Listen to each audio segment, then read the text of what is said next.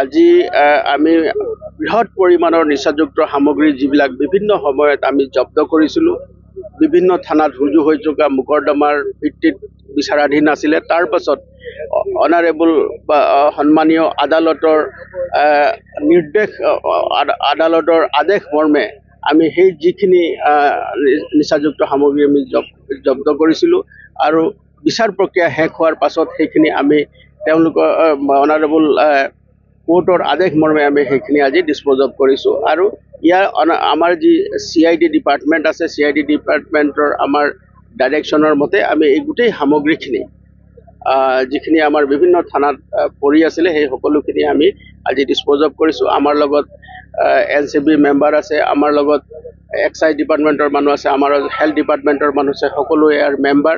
আৰু আজি আমি এইখিনি সামগ্ৰী আমি ইয়াত জব্দ কৰিছোঁ। আৰু যিখিনি সামগ্ৰী আমি ডিছপ'জ অফ কৰিছোঁ, আৰু এইখিনি যিখিনি এই যিটো দহন কাৰ্যসূচী আছে, এই দহন কাৰ্যসূচীৰ যিখিনি নিচাযুক্ত সামগ্ৰী আমি আজি দহন কৰিছোঁ, সেইখিনি সামগ্ৰীৰ প্ৰায় বজাৰ মূল্য আপোনালোকে দেখিছে যে এইখিনি বজাৰ মূল্য প্ৰায় 1,000 কোটি টকা হ'ব।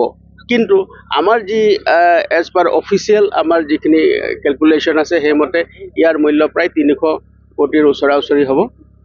সেইখিনি আমি কেলকুলেশ্যন কৰিছোঁ। আৰু ইয়াৰ চোৰাং বজাৰত ইয়াৰ মূল্য কিন্তু ইয়াতকৈ বহুত ওপৰত যাব। আৰু সেইকাৰণে ইয়াক আমাৰ যিটো চোৰাং বজাৰৰ মূল্য আমি যিটো স্থিৰাং কৰিছোঁ, সেইমতে এইটো হ'ব পাৰে প্ৰায় 1,000 কোটি টকাৰো অধিক হ'ব পাৰে।